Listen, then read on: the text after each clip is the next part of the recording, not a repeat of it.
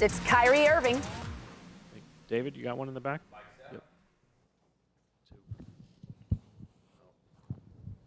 And hi, Kyrie.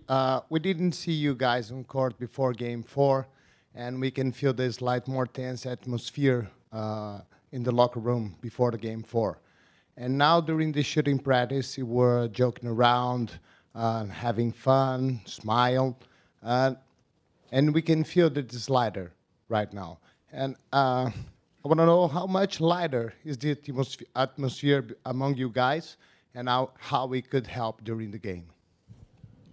Yeah, I don't want you to mistake us smiling and joking around with each other and being in practice, for a weakness or that we're not taking this any more serious than we were in Game 4. I just think we're here in Boston. We're just trying to settle ourselves. We had a meeting, just as a squad at the hotel where we went over film.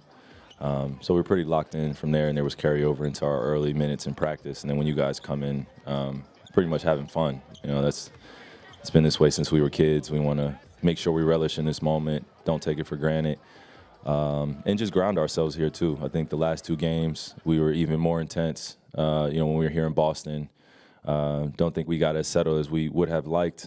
So we just wanted to try some things a little different. A little bit more smiling, and then 24 hours from now getting ready for all-out battle against this great Celtics team. 4th row on your right on the aisle.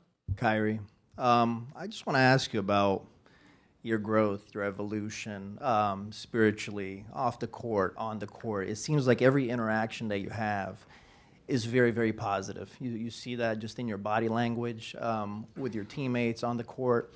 You see that with the chemistry. And you see that when you talk to the press. It seems like there's been a tremendous growth. Can you speak to that? And also, how have you evolved in your view since you left Boston in 2019? Well, to answer your first part of your question, I would I would be being dishonest if I just took the time to say thank you for putting those words together, in terms of my interactions with people being majority of the time positive. I'll be honest with you, it's not always positive all the time. I'm human. Sometimes there's some misunderstanding or miscommunications, and it takes a little bit of a longer, thorough conversation just to get on the same page. I think I've just figured out in my life that a lot of people just want the time and space to be heard. They want to be listened to, and then if they respect you and you respect them, then they'll listen to you and give you the space to, give you the space to say how you feel as well. I've talked about it over the past few months, just where I was in 2017 or 18 when I first got traded here to Boston. I wasn't in the place to be able to vocalize my feelings or know how to do that. I was learning how to be a man, learning how to be a father. So part of that evolution came from that of, taking the time to go inside and figure out who I wanted to become, but also I had to accept some of the choices I had done in my life. And, when you look at yourself in the mirror, sometimes you don't like what you see, and that could lead to some depression or lead to some anxiety or lead to other mental health issues. And that's a big thing that I think our generation is spearheading, where I hope that the older generation can take a lesson out of our book that, this isn't just some spiritual 70s type of mantras that we're trying to put out here.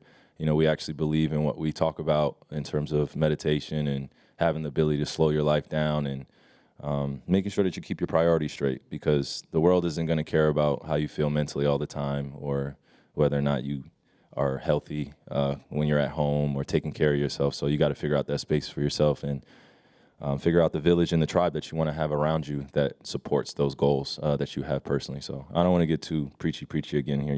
How I could speak for hours, but just that's been the growth since 2017. Even before then, just learning how to be a person in this world, make an impact in a positive way. David, back left. David Aldridge, The Athletic. Kyrie, you played in a place in Cleveland that had incredible pressure to win a championship because of the history, and they hadn't won in so long. I wonder, though, what was different about when you came here because of the history of this franchise and the almost expectation of this franchise that every year you're supposed to win a championship here, and if you don't, it's a complete failure? Yeah, I mean, when I look back on it, getting traded here, this wasn't one of my options. It wasn't like number one on my list.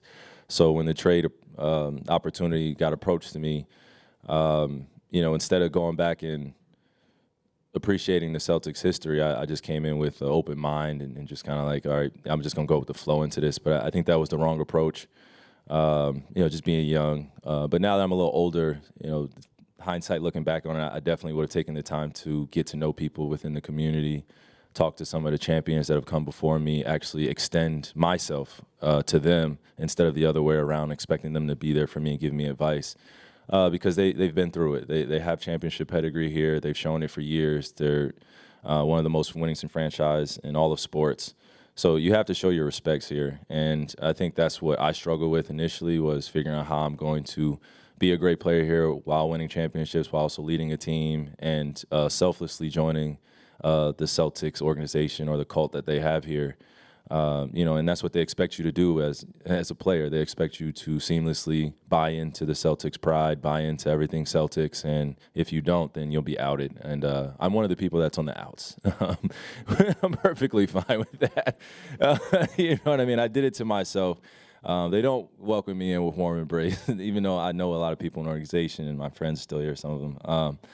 But yeah, it was just a doing to myself, and that's what I was talking about in terms of accepting the choices. But looking back on it, definitely would have showed my respect and had more of a counsel around me from some of the Boston Celtics that came before me to explain what the pressure is like. So, If it's at all possible, it is impossible to take yourself out of the equation. But just what is it like for a player to come here to Boston when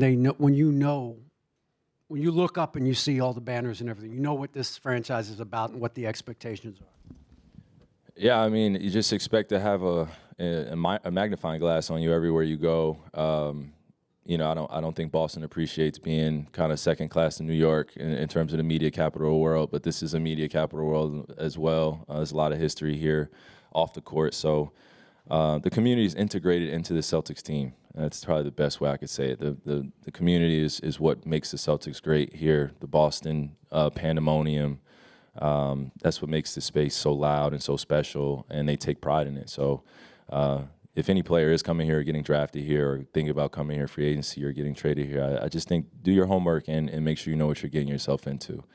That's something I could offer.